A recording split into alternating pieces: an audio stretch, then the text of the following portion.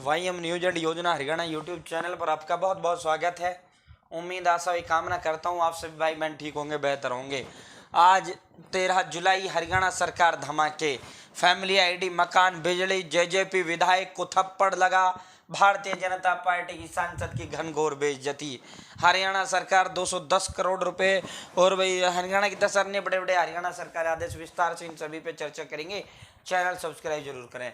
Haryana family ID, Haryana BPL ration card हो, हरियाणा में केंद्र सरकार की छोटी बड़ी योजना हो, हरियाणा में केंद्र का कुछ भी ऐसा हो जिसका लेना देना आपसे हो। साथियों, आज जो है सबसे पहले सबसे तेज सटीक व विश्वसनीय देने का काम करता हूँ। चैनल सब्सक्राइब जरूर कर देना है और डिस्क्रिप्शन में टेलीग्राम ग्रुप वाईएम योजना हरियाणा का लिंक दे दिया है, आप हमारे साथ जरूर जुड़े। साथियों, रौद्र रूप में आई यमुना, 10 जिले बाढ़ की चपेट में, 8 की मौत। मुख्यमंत्री मनोहर लाल खट्टर ने कल महा ऐलान किया है और हमने कल चंडीगढ़ से वो करने का भी काम किया था, जो आज की प्रमुख जितनी भी प्रिंट मीडिया उसकी प्रमुखता से प्रकाशित किया गया है। 4 लाख रुपए जो है बाढ़ पीड़ित जो बाढ़ में इस आपदा में जो मृतक हुए हैं उनके परिजनों को 4 लाख रुपए देने का ऐलान सरकार ने किया है। साथियों, मरने वाले के परिवार को 4 लाख रुपए। दूसरा, लगभग 700 गांव इसके अंदर खाली हो गए थे और अब जो है यमुना पूरे उफान पर है। यमुना का रौद्र रूप आ चुका है, फरीदाबाद तक इसकी मार आ चुकी है। साथियों, 4 लाख रुपए मरने वाला, अभी तक जो है लगभग 15 जो है हरियाणा के अंदर इससे मौत 15 लोगों की हो चुकी है, अभी पहचान नहीं हो पाई है। बाकी जब पानी का जल स्तर नीचे होगा तब जान माल हानि का पता लगेगा। बहुत से जो है ऐसे भी वो है साथियों जो अभी तक मिले ही नहीं है।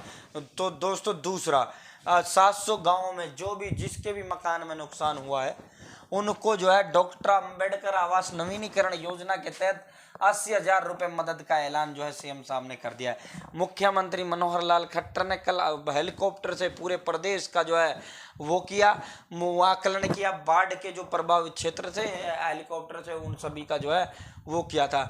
बैठक के बाद सीएम ने घोषणा की कि मरने वाले के परिवारों को 4 लाख रुपए मिलेंगे। वहीं 1,80,000 रुपये से कम इनकम वाले परिवारों का जो है 80,000 रुपये अम्बेडकर आवास नवीनीकरण योजना के तहत दिए जाएंगे। अन्य परिवारों को आपदा के तहत मकान ठीक करने के लिए सरकार मदद करेगी। तो साथियों, फैमिली आईडी 81 से कम है उनके मकानों को जो है 80,000 रुपये उनको देगी सरकार ठीक करने के लिए।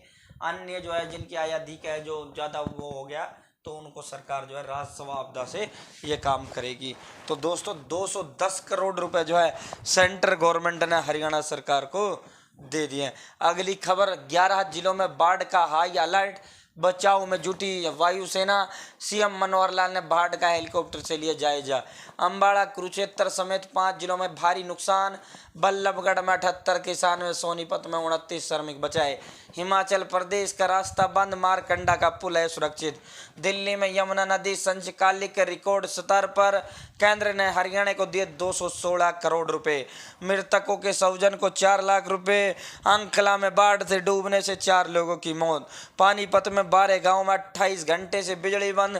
केथल में 1000 लोग पानी में फंसे। उत्तराखंड में 94 से अधिक जो है यात्री फंसे। 500 मीटर हुआ। साथियों, ये जो है बहुत बुरे स्तर पर ये हरियाणा में तो वो तबाही फैलाने में लगे हुआ है। जेजेपी विधायक गुहला चीका से विधायक है ईश्वर सिंह। साथियों, एक महिला बाढ़ प्रभावित गांव भाटिया में मुआयना करने गए थे ईश्वर सिंह। गांव भाटिया में घटने के बारे में अभी तक कोई शिकायत दर्ज नहीं हुआ है। साथियों, थप्पड़ जो है इसकी इंटरनेट मीडिया पर जो है सोशल मीडिया पर ये वायरल हो रहा है। ये थप्पड़ एक महिला जो है विधायक ईश्वर सिंह को देती हुई नजर आ रही है। कड़े विरोध का सामना विधायक जेजेपी ईश्वर सिंह को देखने को मिला। बाकी उम्र दराज विधायक हैं, ये चीज नहीं होनी चाहिए थी। विरोध एक सीमा तक ही जायज है। विरोध सीमा तक जो है आप उसे सीमा से बाहर जाकर किसी सरकार के नुमाइंदे और हमारे अपने जनप्रतिनिधि होते हैं, अगर हम उन पर हाथ छोड़ते हैं तो ये जो है गलत होता है बहुत ज्यादा। उस पद के प्रति हमारा सम्मान नहीं होता, ये बहुत ज्यादा विरोध होता है हर चीज में, मतभेद मनभेद। तो ये नहीं कि आप उसमें जो है आप ये गलत काम करो, ये मैं समझता हूँ ये विधायक के साथ साहब के साथ गलत हुआ। विरोध की एक सीमा, जैसे सांसद दुग्गल की एक घनघोर बेइज्जती की यहाँ ऐलनाबाद के गांव में, इसमें की भी वो वायरल है, तो यहाँ इनकी जो है बहुत जबरदस्त विरोध का सामना करना पड़ा। इस तरह विरोध हो जाना चाहिए था, थप्पड़ नहीं मारना था। बाकी साथियों अगली खबर की ओर चलते हैं, मैं इस पर ज्यादा नहीं बोलूंगा। परिवार पहचान पत्र यानी फैमिली आईडी की आबादी या मतदाता संख्या के तहत होगी वार्डबंदी। शहरों में चुनाव में वार्डबंदी के दौरान आने वाली मुश्किलों के लिए सरकार ने फैमिली आईडी के अनुसार आबादी व मतदाता सूची दोनों के हिसाब से वार्डबंदी का फैसला किया है। इसके लिए करीब सप्ताह भर में सभी जिलों से वार्डबंदी तय करते हुए प्रस्ताव भेजने को कहा है, ताकि उस पर दावे व आपत्तियां मंगवाकर जल्द होने वाले हरियाणा के 28 निकायों के चुनाव के लिए वार्डबंदी का अंतरिम रूप दिया जा सके। कल से सस्ता मिलेगा टमाटर। साथियों नेफेड और एनसीसीएफ को उत्पादन करने वाले राज्यों से सीधी खरीद कर बाजार में आपूर्ति का निर्देश। दक्षिण और पश्चिम भारत में सबसे ज्यादा ये उत्पादन टमाटर का होता है। नई दिल्ली की आजादपुर मंडी में टमाटर के बढ़ते मूल्य पर नियंत्रण के लिए केंद्र सरकार ने पहली बार बड़ा कदम उठाया। अधिक खपत वाले स्थानों पर वितरण के लिए आंध्र प्रदेश, कर्नाटका और महाराष्ट्र से टमाटर की सीधी खरीद का प्रबंध किया जा रहा है। शुक्रवार से दिल्ली और एनसीआर समेत विभिन्न राज्यों के वैसे केंद्रों पर जहां खुदरा मूल्य में महीने भर से बढ़ोतरी हो रही है, वहां कम कीमत पर टमाटर मिलना शुरू हो जाएगा। तो साथियों अब सीधी खरीद केंद्र सरकार करेगी, ताकि जो है ये टमाटर की जो कीमत है वो हो जाए। दोस्तों किसी भी चीज़ की जो कीमत बढ़ती है, वो जो जमाखोर जो होते हैं, जो बड़े बड़े वो होते हैं, पैसे धनाढ़ी जो लोग होते हैं, उसकी मार्केट में उसको स्टॉक कर लेते हैं, और स्टॉक भी इतने बड़े पैमाने पर अरबों रुपयों का उसका स्टॉक कर लेते हैं। जब स्टॉक कर लेते हैं तो मार्केट में जाहिर सी बात है उस चीज़ की कमी आएगी, और जब किसी भी चीज़ की कमी आती है तो ये भी जाहिर सी बात है कि उस चीज़ की महंगाई बढ़ती है। जो चीज़ कम होती है उसकी महंगाई होती है, वो अधिक दामों की होती है। जो चीज़ अधिक होती है वो सस्ती होती है। तो साथियों फिर जो उसको स्टॉक कर लेते हैं, और स्टॉक कर लेते हैं मार्केट में, जो है उसकी डिमांड बढ़ जाती है, लेकिन जो उसकी आपूर्ति है वो कम होती है, तो फिर उसका रेट बढ़ जाता है। तो इस तरह ये जो है जमाखोर इस काम को कर देते हैं। हरियाणा का अगर आपको कोई सरकारी काम है तो आप ना जाएं।